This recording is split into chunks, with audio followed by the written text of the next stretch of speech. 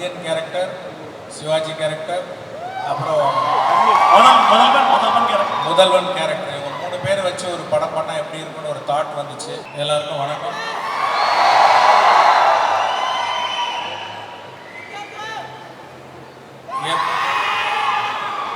எப்போ பேப்பரில் வந்து நியூஸ் பார்த்தாலும் இங்கே லஞ்சம் வாங்கினாங்க, அங்கே லஞ்சம் வாங்கினாங்க, இங்கே லஞ்சத்தினால ஒருத்தர் அஃபெக்ட் ஆனாங்கன்னு பார்க்கும்போதெல்லாம் நம்ம மைண்டில் ஞாபகத்துக்கு வர்றது இந்தியன் தாத்தா சேனாபதி. இந்தியன் தாத்தா இப்போ வந்தால் எப்படி இருக்கும் அப்படிங்கிற ஒரு கற்பனை தான் இந்த இந்தியன் 2.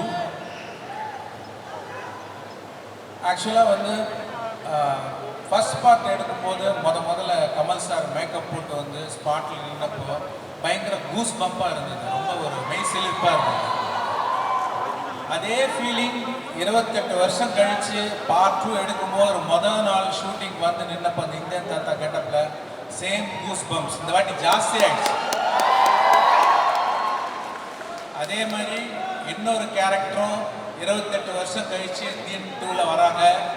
அது யாருன்னு உங்களுக்கே தெரியும், நெடுமுடி வேணு சார். ஒரு ஒரு சினிமா ரசிகனாக எனக்கு படம் பார்க்கும்போது கமல் சாரை பார்க்கும்போது சரி, நெடுமுடி வேணு சாரை பார்க்கும்போது சரி, பயங்கர நாஸ்டாலஜிக்காக அது வேற ஒரு ஃபீலிங். நீங்கள் படம் பார்க்கும்போது அதை நீங்கள் கண்டிப்பாக என்ஜாய் பண்ணுவீங்க. கமல் சாரை பற்றி சொல்ல நிறையா சொல்லிக்கிட்டே போகலாம். சிம்பிள் என்னன்னா, அவர் எப்படிப்பட்ட ஆக்டர்ன்றது நான் சொல்கிறேன். இதுதான் சீன், இதுதான் டயலாக், இதுதான் ஷார்ட். கேமரா இங்கே ஒரு கேமரா இருக்குது, இங்கே ஒரு கேமரா இருக்குது, இங்கே ஒரு கேமரா இருக்குது.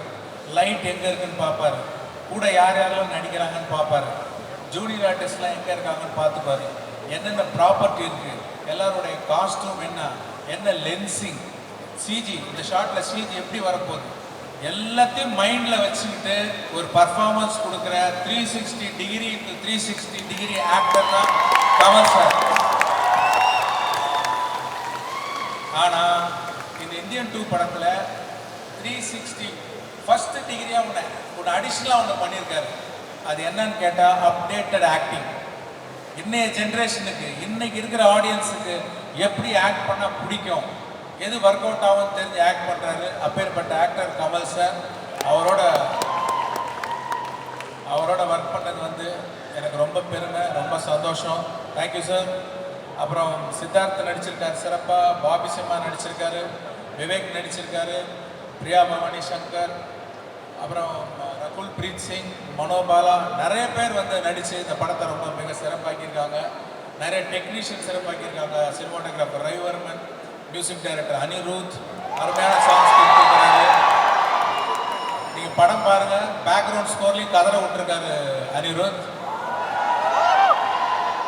அப்புறம் production designer Muthuraj, editor Srikar Prasad, VFX supervisor Srinivas மோகன், இப்படி ஃபுல் டெக்னிக்கல் டீமும் சேர்ந்து இந்த படத்தை வந்து மிகச்சிறப்பாக கொண்டு வந்திருக்காங்க. உங்களுக்கு ஒரு தகவல், இந்த லூலு மால்லையும் இந்தியன் 2 ஷூட்டிங் நடந்திருக்கு, அதை நீங்கள் பார்ப்பீங்க.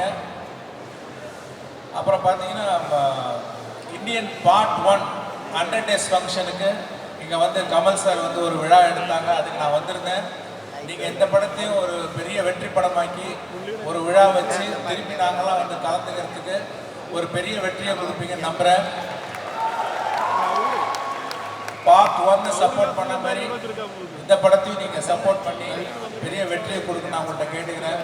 இதை ரொம்ப அழகாக அருமையாக பப்ளிசிட்டி பண்ணி ரிலீஸ் பண்ணுற கோபாலன் சார் அவர்களுக்கு என்னை நன்றி தெரிவிச்சுக்கிறேன்.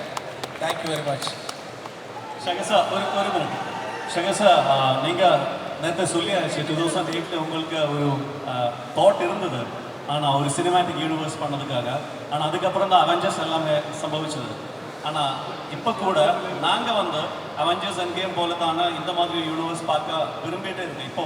அப்போ இனி கூட அந்த சான்ஸ் இருக்குது, கமல் சார் கூட இருக்குது, இனி அதை ரீதிங்க் பண்ண முடியும் இல்லையா சார்? அதான் முதலே ஒரு தாட் வந்தது ரோபோ எடுக்கும்போது, இந்தியன் கேரக்டர், சிவாஜி கேரக்டர், அப்புறம் முதல்வன் கேரக்டர், இவங்க 3 பேரை வச்சு ஒரு படம் பண்ணால் எப்படி இருக்குன்னு ஒரு தாட் வந்துச்சு. அதை வந்து என் அசிஸ்டன்ட் டேரக்டர்ஸ் சொன்னேன், யாருமே வந்து அது ரியாக்ட் பண்ணல. என்னை மேலேயும் கீழேயும் பார்த்தாங்க, என்ன அது ஏதோ வளர்றாரு அவர் அப்படின்ற மாதிரி. டெக்னீஷியன்ஸ்லையும் சொன்னேன், அவங்களும் ஒரு மாதிரி ஸ்மைல் பண்ணிட்டு நவுந்து போயிட்டாங்க, யாரும் என்கரேஜ் பண்ணல. அதனால் நான் ஒரு நல்ல ஐடியாவில் கொண்டு வந்து விட்டுட்டேன். ஆனால் அதுக்கப்புறம் ஒரு 2 வருஷம் கழிச்சு தான் அவெஞ்சர்ஸ் வந்தது.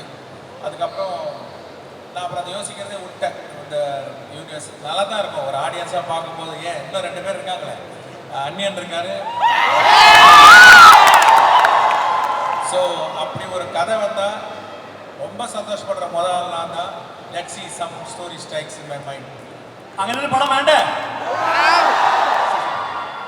Thank you. Thank you so much, Sangasha. Wish you all the best. And just a second, I would also like to call upon Sri Gokulan Gopalan sir to kindly come over to give a token of love to Shankar.